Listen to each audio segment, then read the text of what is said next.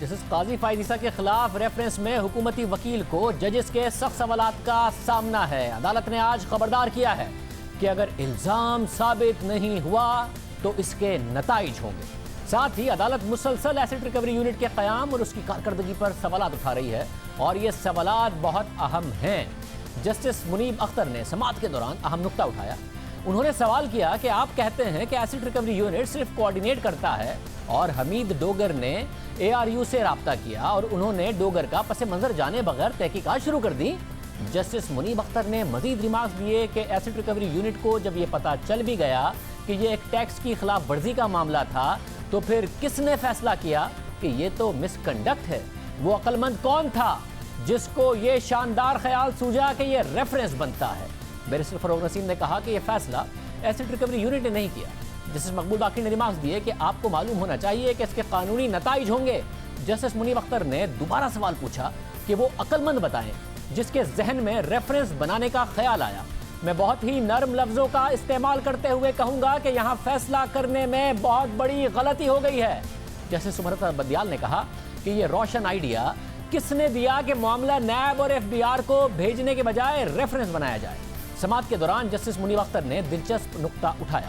انہوں نے کہا کہ لنڈن فلیٹس کی ٹرانزیکشن کس وقت ہوئی؟ فروغ نسیم نے بتایا کہ 2013 میں۔ اس پر جسٹس منیب نے کہا کہ اس کا مطلب ہے کہ اگر پیسے منی لانڈر ہوئے ہیں تو 2013 سے پہلے ہوئے ہوں گے۔ اس پر فروغ نسیم نے کہا کہ جی بالکل ایسا ہی ہوا ہوگا۔ تو جسٹس منیب اختر نے اینٹی منی لانڈرنگ لا 2016 کا حوالہ دیتے ہوئے کہا کہ 2013 میں تو قانون کے تحت یہ منی لانڈرنگ نہیں تھی۔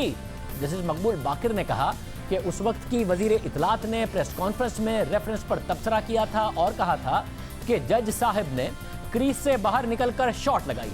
لگتا ہے ریفرنس صرف کریز سے باہر نکل کر شاٹ لگانے پر بنا۔ اس پر فروغ نسیم نے کہا کہ وزیر اطلاعات کی اس بات کو زیر بحث نہ لائیں۔ ساتھ ہی یہ بھی کہا کہ سپریم جوڈیشل کاؤنسل میں کارروائی ٹیکس یا منی لانڈرنگ کی نہیں۔ اس پر جسٹس امرتا بندیال نے پوچھا کہ بتا دیں کہ معاملہ ٹیکس اتھارٹی کو بھیجنے کے بجائے ریفرنس بنانے کی تجویز کس نے دی؟ آپ یہ بتا دیں کہ ریفرنس میں جرم آپ نے کون سا بتایا ہے؟ جسٹس امرتا بندیال نے کہا کہ 10,000 ٹیکس کی عدم ادائیگی پر ریفرنس نہیں بن جاتا۔ ایسا جرم بتائیں جس سے جج پر اعتماد مجروح ہوا ہو۔ جو سوالات اٹھائے ہیں ان کے جواب دیں۔ کیس کی سماعت کو پھر پیر تک ملتوی کر دیا گیا۔ یہ بہت اہم کیس ہے کیونکہ اس کیس میں حکومت نے واضح پوزیشن لی ہوئی ہے۔ فروغ نسیم حکومت کی نمائندگی کر رہے ہیں، ریفرنس کا دفاع کر رہے ہیں، جبکہ عدلیہ مسلسل سوالات اٹھا رہی ہے اور اب عدالت نے کہہ دیا ہے کہ اس کے نتائج ہوں گے۔ اب عدالتی کارروائی میں یہ سوال اٹھ رہا ہے کہ کیا ARU جج کے خلاف تحقیقات کر سکتا ہے یا نہیں، ساتھ ہی کہ اپنے انڈیپینڈنٹ بچوں اور اہلیہ کے اثاثوں کی تفصیلات بتانے کا کوئی جج پابند ہے یا نہیں۔ اس حوالے سے بات کریں گے ماہر قانون اور سابق جج جسٹس ناصرہ اقبال صاحبہ ہمارے ساتھ موجود ہیں۔ ناصرہ اقبال صاحبہ بہت شکریہ۔ ظاہر ہے آپ خود جج رہیں، آپ کے خاوند جج رہے، دونوں انڈیپینڈنٹ پرسنالٹیز۔ یہ بتائیے گا جب آپ اپنے ریٹرنز فائل کرتی تھی تو بطور انڈیپینڈنٹ آپ اپنے خاوند کے یا پھر خاوند اپنی بیوی کے یا پھر انڈیپینڈنٹ بچوں کے کیا جو اثاثے ہیں وہ ڈکلیئر کرنے کے پابند ہوتے ہیں بطور جج؟ پابندی تو ایسے نہیں ہے کوئی، لیکن جہاں تک میرا تعلق ہے، دیکھیے ایسے گھرانے سے ہونا واسطہ جہاں پہ انسان یہ سوچتا ہے کہ کوئی انگشت نمائی کسی صورت میں کر نہ سکے، تو میں نے تو جب میرے شوہر نے اپنے ڈالے تھے یہ تمام ایسٹس اور لائبلٹیز کے گوشوارے، تو میں حالانکہ انڈیپینڈنٹ میرے تھے، میں نے بھی اس میں شامل کر دیے تھے تاکہ اگر شامل ہو جائے، یہ آپشن ہے، آپ کرنا چاہیں آپ کریں، اگر آپ نہ کرنا چاہیں تو آپ انڈیپینڈنٹلی فائل کر سکتے ہیں۔ اس میں کوئی مذائقہ نہیں ہے، دونوں آپشنز آپ کے پاس اویلیبل ہیں۔ یعنی کہ کسی جج کے انڈیپینڈنٹ خاوند یا بیوی یا پھر بچوں کا اگر سوال اٹھے گا تو وہ ان بچوں سے ہی ہوگا یا پھر خاوند یا بیوی سے ہی ہوگا جو انڈیپینڈنٹ ہے، بجائے اس کے کہ جج سے سوال کیا جائے؟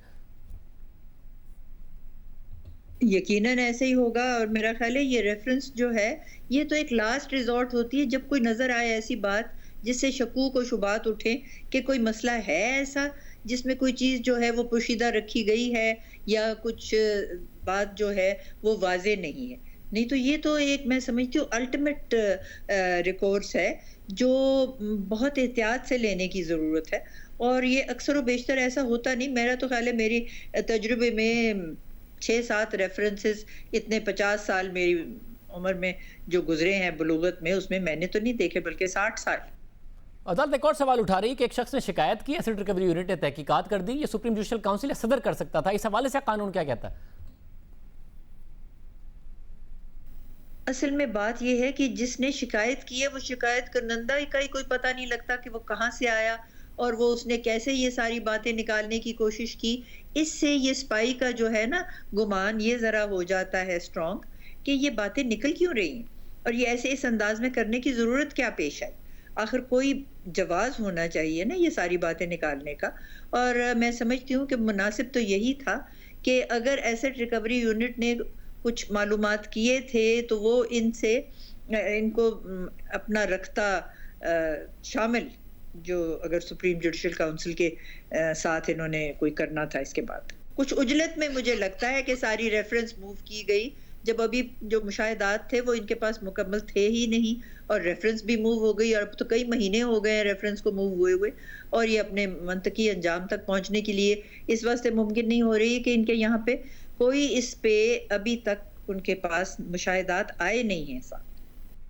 بہت شکریہ. آج کے پروگرام میں اتنا ہی. دیجیے اللہ